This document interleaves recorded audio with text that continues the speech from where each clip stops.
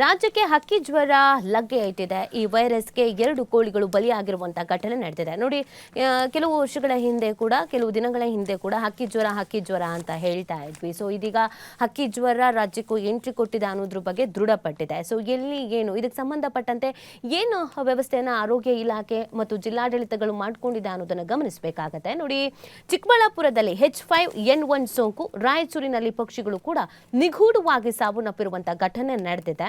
ರಾಜ್ಯದಲ್ಲೂ ಹಕ್ಕಿ ಜ್ವರದ ಆತಂಕ ಶುರುವಾಗಿದ್ದು, ಚಿಕ್ಕಬಳ್ಳಾಪುರದಲ್ಲಿ 2 ಕೋಳಿಗಳಲ್ಲಿ ಸೋಂಕು ದೃಢಪಟ್ಟಿದೆ.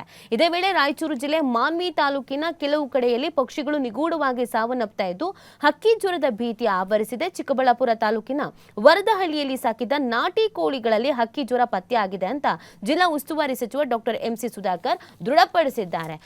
ಕೋಳಿಗಳನ್ನ ಸಾಕಿದ್ರಂತೆ, ರಕ್ತ ಬೇದಿ ಮತ್ತು ವಾಂತಿ ಕಾಣಿಸ್ಕೊಂಡಿದ್ಯಂತೆ ಈ ಹಕ್ಕಿಗಳಲ್ಲೂ ಕೂಡ. ಸೊ ಅನುಮಾನ ಬಂದಂತ ಹಿನ್ನೆಲೆಯಲ್ಲಿ ಸ್ಯಾಂಪಲ್ಸ್ ನ ಕಳಿಸಿದ್ದಾರೆ ಲ್ಯಾಬ್ಗೆ ಅಂತ.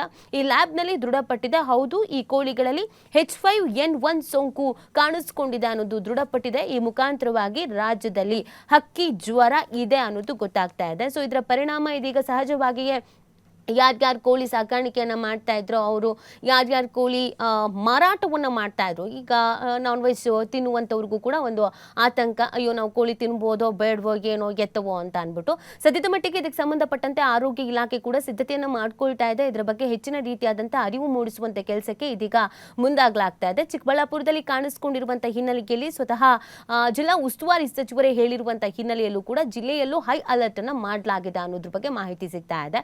ಸೊ ಇದಕ್ಕೆ ಸಂಬಂಧಪಟ್ಟಂತೆ ರಾಯಚೂರಿನಲ್ಲೂ ಕೂಡ ಪಕ್ಷಿಗಳು ನಿಗೂಢವಾಗಿ ಸಾವನ್ನಪ್ಪಿದೆ. ಅದರ ಸ್ಯಾಂಪಲ್ಸ್ ಅನ್ನು ಕೂಡ ಕಳಿಸಿಕೊಡಲಾಗಿದೆ. ಅದರ ಸ್ಯಾಂಪಲ್ಸ್ ರಿಸಲ್ಟ್ ಬರಬೇಕಾಗಿದೆ. ಸೊ ಆ ರಾಯಚೂರಿನಲ್ಲಿ ಪಕ್ಷಿಗಳೇನು ನಿಗೂಢವಾಗಿ ಸಾವನ್ನಪ್ಪಿದೆಯೋ ಅದು ಕೂಡ ಹಕ್ಕಿ ಜ್ವರವೋ ಅಥವಾ ಇನ್ಯಾವುದಾದ್ರೂ ವೈರಸ್ಸೋ ಅಥವಾ ಏನು ಸಮಸ್ಯೆ ಅನ್ನೋದ್ರ ಬಗ್ಗೆ ಅದರ ರಿಪೋರ್ಟ್ಗಾಗಿ ಕಾಯಲಾಗ್ತಾ ಇದೆ. ಸೊ ಸ್ವಲ್ಪ ಅಲರ್ಟ್ ಆಗಿರೋದು ಬೆಟರ್. ಯಾರ್ಯಾರು ಕೋಳಿ ಸಾಕಾಣಿಕೆ ಮಾಡ್ತಾ ಇದ್ದೀರೋ ಅವ್ರುಗಳು ಚೂರು ಅಲರ್ಟ್ ಆಗಿರೋದು ಬೆಟರ್. ಯಾಕಂದ್ರೆ ಈ ಹಕ್ಕಿ ಜ್ವರ ಒಂದರಲ್ಲಿ ಕಾಣಿಸ್ಕೊಳ್ತು ಅಂತಂದ್ರೆ ಸಹಜವಾಗಿ ಒಂದು ಆತಂಕ ಇರುತ್ತೆ, ನಷ್ಟ ಆಗುವಂತ ಭೀತಿ ಕೂಡ ಇರುತ್ತೆ. ಹಾಗಾಗಿ ಸ್ವಲ್ಪ ಮಟ್ಟಿಗೆ ಎಚ್ಚರಿಕೆಯನ್ನು ವಹಿಸೋದು ತುಂಬಾನೇ ಒಳ್ಳೆಯದು. ಆರೋಗ್ಯ ಇಲಾಖೆ ಕೂಡ ಇದಕ್ಕೆ ಸಂಬಂಧಪಟ್ಟಂತೆ ಅರಿವು ಮೂಡಿಸುವಂತ ಕೆಲಸವನ್ನ ಮಾಡಬೇಕು. ಮುಂಜಾಗ್ರತವಾಗಿ ಏನ್ ಕ್ರಮಗಳನ್ನ ಕೈಗೊಳ್ಳಬೇಕು ಅನ್ನೋದ್ರ ಬಗ್ಗೆಯೂ ಕೂಡ ಅರಿವನ್ನ ಮೂಡಿಸುವಂತ ಅವಶ್ಯಕತೆ ಇದೆ.